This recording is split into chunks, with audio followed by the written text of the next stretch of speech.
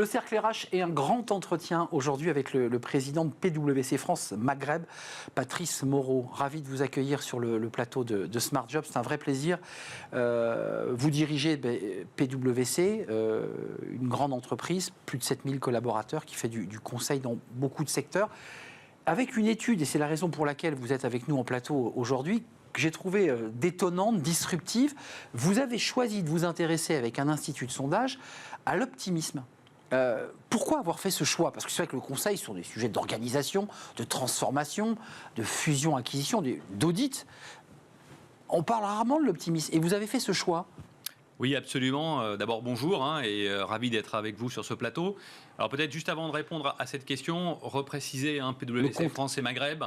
Donc c'est plus de 7000 collaborateurs avec 4 grandes activités, le conseil, l'audit, tout ce qui est autour du conseil en termes de transactions, donc M&A, et puis le juridique et fiscal. Et on est dans un ensemble qui fait 55 milliards de dollars de chiffre d'affaires et 370 000 personnes dans le monde. Donc effectivement, une grande organisation. Alors, pourquoi avoir choisi l'optimisme ? Je pense que c'est assez de circonstance finalement de vouloir être optimiste dans un monde où on peut percevoir quand même une forme de pessimisme ou en tout cas avoir parfois le moral un peu compliqué. Et d'ailleurs, ce qui me permet peut-être de faire le commentaire, avoir un moral un peu bas, c'est pas la même chose que être optimiste. Le moral, c'est vraiment un état d'esprit immédiat. Là où l'optimisme, on se projette. L'étude le dit d'ailleurs, il y a un écart. Il y a la proximité du quotidien et parfois la noirceur du quotidien, mais il y a quand même l'optimisme qui est une vision d'avenir, une manière de se projeter dans l'avenir. Un chiffre quand même qui est intéressant, 74% des Français, puisque c'est un institut de sondage qui a sondé les cœurs, s'estiment et se déclarent optimistes. 94% des chefs d'entreprise. Il y a 20 points d'écart. C'est déjà un premier enseignement qui est très fort. Ça veut dire que les chefs d'entreprise, par nature, et vous les rencontrez, vous les croisez, vous les accompagnez, sont plus optimistes que la moyenne des Français. Je dirais que c'est presque dans l'ADN en fait des chefs d'entreprise, parce que être optimiste, c'est un état d'esprit. Donc, si on n'est pas soi-même optimiste pour entreprendre, pour innover, pour, je dirais, onboarder toutes ces équipes, je ne vois pas qui va l'être, en fait. L'optimisme, vous l'êtes, vous, optimiste ou pas? Parce que quand on parle de l'entreprise, aujourd'hui, on nous dit, attention, la crise économique arrive en 2025, on n'a plus d'investissement. Et quand même, l'étude dit exactement l'inverse. On a quand même des personnes qui continuent à se battre pour leur boîte. Vous l'êtes, vous, optimiste? Alors, moi, je suis naturellement optimiste, ce qui ne veut pas dire que je ne suis pas naïf. C'est-à-dire que je vois bien effectivement les difficultés. Et d'ailleurs, vous m'avez posé en introduction pourquoi on a choisi l'optimisme à PwC, mais la définition de l'optimisme, c'est avoir confiance dans la résolution de problématiques. C'est exactement l'ADN de PwC, qui est d'accompagner les entreprises dans leur transformation durable et de créer la confiance. Donc, on est exactement dans ce qui fait qui nous sommes, PwC, c'est-à-dire, évidemment, pour aller voir les clients, pour les écouter, pour les aider, il faut être optimiste. Si vous allez voir un client le matin et que vous avez complètement le moral dans les chaussettes et que le client, il le voit bien, et ça ne va pas marcher.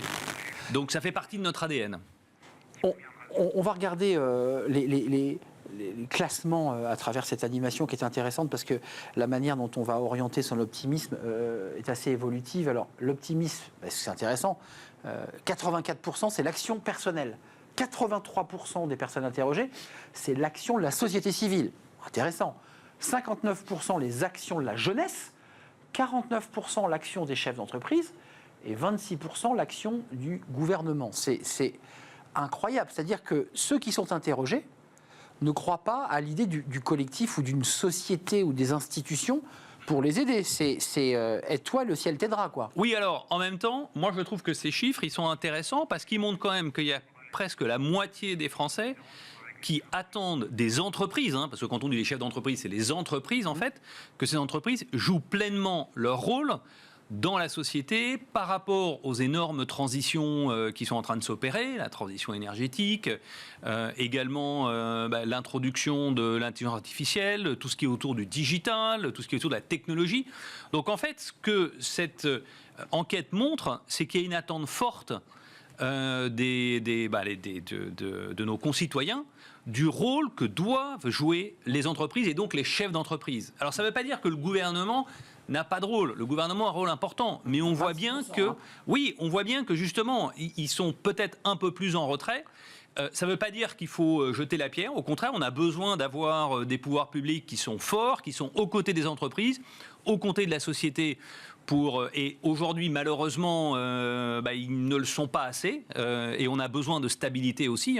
Et moi, quand je parle aux chefs d'entreprise, la première chose qu'ils me disent, c'est qu'on a besoin de beaucoup plus de stabilité. Pour autant, les chefs d'entreprise, ils se doivent, et je dis bien, ils se doivent d'être optimistes. Parce qu'on n'est pas juste sur un horizon court terme, comme vous l'avez dit, mais on est sur du plus long terme. Et surtout, si on s'arrête, et si on n'est pas optimiste, et si on ne continue pas à investir, une chose est sûre, et c'est ce qu'avait montré d'ailleurs notre enquête l'an dernier des dirigeants d'entreprise, qui avait quasiment 60% des chefs d'entreprise qui disaient que s'ils ne se changeaient pas leur business model dans les 10 ans qui venaient, ils disparaissaient. Donc on voit bien que il y a une forte corrélation entre optimisme, investir, et puis continuer à exister.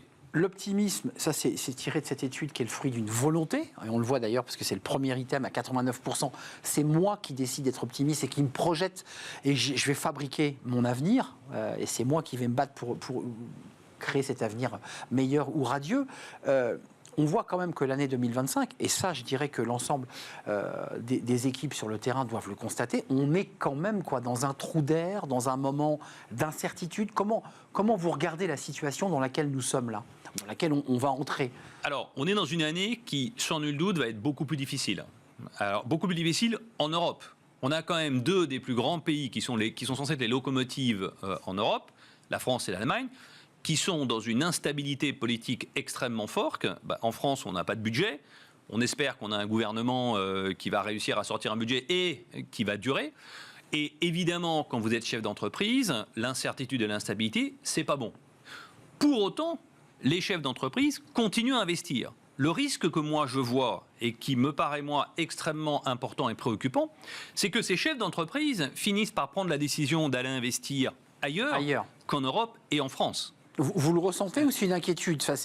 On le ressent quand on a des discussions, et puis il suffit de voir un peu les enquêtes qui peuvent se faire, qui tendent quand même à montrer qu'il y a un risque aujourd'hui. On voit que les États-Unis, qu'on aime ou qu'on n'aime pas, Trump, etc., je veux dire, il y a quand même aujourd'hui une politique, et qui a déjà commencé sous Joe Biden, une politique qui est quand même très accommodante pour les entreprises, avec, quand vous devez décider où vous allez investir, c'est normal que vous preniez en considération l'ensemble des paramètres. Donc moi, ça c'est la chose qui m'inquiète un peu. Ensuite, quand on parle aux dirigeants, on se rend compte qu'ils ne vont pas arrêter tous leurs investissements, que la France a énormément d'atouts. On voit bien. C'est agréable de l'entendre. Elle a énormément d'atouts. On voit bien ce qui s'est passé dans le secteur des startups. On voit bien qu'on a de vrais acteurs importants. On voit bien qu'on a un écosystème avec des talents, ingénieurs et autres. Donc on a des atouts. Mais, et là, c'est un peu un appel que je fais aux dirigeants politiques. Il faut faire attention. Parce que malheureusement, les choses peuvent bouger assez rapidement. Et ce serait quand même dommage que tous ces atouts profitent à d'autres qu'à la France et à l'Europe. Fuite des cerveaux, fuite des talents et fuite des capitaux, puisque vous avez une possibilité. Des risques de déplacement de nos investissements. En retour quand même aux humains, à ceux qui constituent l'entreprise. Alors, les dirigeants ont répondu évidemment à cette étude que je vous invite à lire dans le détail parce qu'elle est extrêmement riche. Et puis évidemment, les Français ont été interrogés. Ces Français sont aussi des salariés. Comment on invente l'entreprise? Et je parle aussi au président de PwC parce que à la fois vous accompagnez des transformations majeures d'entreprise et puis en même temps vous avez 7000 collaborateurs. Comment on réinvente le conseil? Comment on lui redonne là aussi du sens ou un nouvel élan? Comment on fait? Et on a eu quelques invités sur ce plateau qui nous disaient, nous dans le conseil, on a un peu de mal à recruter. Je crois que ce n'est pas le cas de PwC. Alors, ce n'est pas du tout notre cas, parce que nous, Plus de CV que de... on reçoit presque 100 000 CV par an. Donc, par rapport aux besoins de recrutement qu'on a en réalité, on n'a pas du tout cette difficulté. Et ce que je constate quand même, c'est que face à ces énormes transitions, il y a des opportunités très importantes. Et moi, je trouve qu'aujourd'hui, pour un consultant, un jeune consultant ou un consultant moins jeune, c'est quand même extraordinaire de se lever le matin et de se dire qu'on va pouvoir aider les entreprises dans des transitions qui sont juste majeures. La transition climatique, c'est juste quelque chose de majeur. Il y a des industries qui vont devoir complètement réinventer leur business model. Et à la fin, ce qui reste, ce qui est le plus important, c'est l'humain. Et moi, ce qui me rend fier aujourd'hui, c'est d'avoir une firme avec 7000 collaborateurs. Et je me dis que tous les jours, 7000 collaborateurs, ils œuvrent justement à aider ces entreprises à se transformer et par là même à aider finalement la société tout entière à aborder cette transformation, qui est une transformation difficile, complexe. Et ce que l'on veut éviter, c'est laisser des gens sur le carreau. D'où les efforts et les actions de formation très importants qui sont effectués. Un mot, puisqu'on l'a évoqué, mais il est intimement lié aussi à la manière dont les consultants vont travailler, et les salariés évidemment, et les dirigeants, c'est l'IA. On aura quoi, du consultant augmenté? Est-ce que c'est une réflexion que vous portez? Parfois, on va plus vite à chercher de l'information sur une IA que de soi-même la créer. Est-ce que c'est un sujet dans lequel vous êtes en train de réfléchir en disant que ça peut être un outil d'augmentation de nos consultants? Nous, on a déjà commencé, par exemple, à déployer des outils d'IA, par exemple Copilot de Microsoft. Pour l'ensemble des collaborateurs? Pour l'ensemble des collaborateurs. Aujourd'hui, dans le monde, on a plus de 100 000 collaborateurs qui ont Copilot. Et en France, on en a un peu plus de la moitié, France et Maghreb. Et d'ici la fin de l'année, en tout cas jusqu'à la fin de notre année à nous, au 30 juin, puisque nous, on a une année qui s'arrête au 30 juin, on aura déployé l'ensemble de ces licences Copilot parce qu'on est convaincu que l'IA, c'est un mouvement qui ne va pas s'arrêter. Et donc, c'est important que l'ensemble de nos collaborateurs soient formés à ces outils pour qu'ils puissent eux-mêmes accompagner les entreprises dans cette révolution technologique, mais avec quand même un élément qui est important, c'est une IA de confiance. Et nous, là, on a un rôle à jouer pour pouvoir assurer effectivement nos clients que quand on déploie l'IA, on déploie une IA qui est une IA, entre guillemets, de confiance et responsable.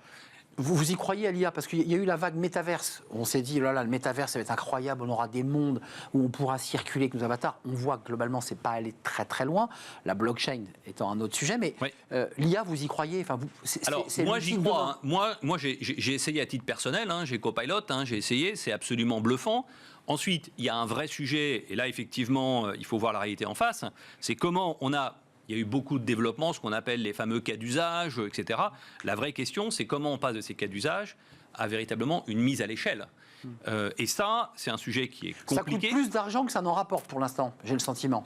Alors, moi, ce que je considère, c'est que, et nous en tout cas, on investit dans cette technologie. Et pas uniquement dans celle-là. On investit dans plusieurs technologies IA pour pouvoir accompagner nos clients. Parce que je suis quand même convaincu, d'abord, parce qu'il y a une attente forte. Moi, je peux vous dire que mes collaborateurs, aujourd'hui, c'est un élément d'attractivité aussi et de rétention.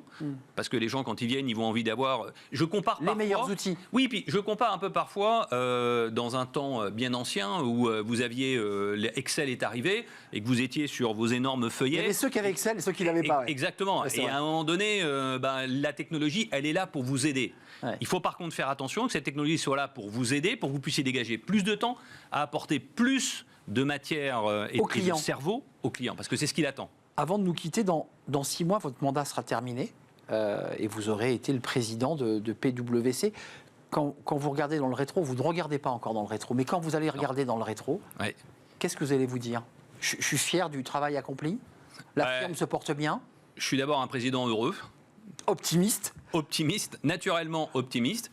Et oui, moi, ce que j'espère, et mon rôle, ça aura été de conduire la transformation, parce que notre firme s'est beaucoup transformée ces dernières années, comme n'importe quelle autre entreprise. Il ne faut pas croire que parce qu'on est un cabinet pluridisciplinaire, conseil, audit, juridique et fiscal, il ne faut pas croire qu'on n'a pas de transformation. On s'est beaucoup transformé.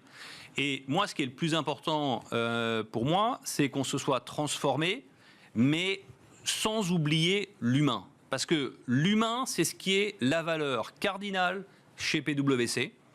Et ce qui, moi, en tout cas, me fait plaisir, c'est de voir aujourd'hui qu'on a des collaborateurs, je pense, qui sont heureux d'être chez PwC. Et engagés, oui. Engagés, et pour lequel on a essayé justement de développer tout un écosystème et un environnement, je dirais, bienveillant, respectueux, pour qu'ils puissent se développer. Parce qu'un consultant qui est un consultant à qui on a enlevé un peu de charge mentale.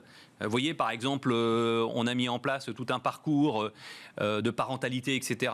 Voilà, et ben c'est un consultant qui est plus à l'écoute de son client. Merci Patrice Moreau d'être venu nous rendre visite. C'est un vrai plaisir de vous accueillir. Vous êtes le président de PwC France Maghreb pour parler de l'optimisme et pas seulement. Merci de nous avoir rendu visite. On tourne une page et on s'intéresse dans Fenêtre sur l'emploi à la difficulté parfois de choisir entre deux métiers. Vous savez, on appelle ça les slasheurs et on en parle avec notre invité.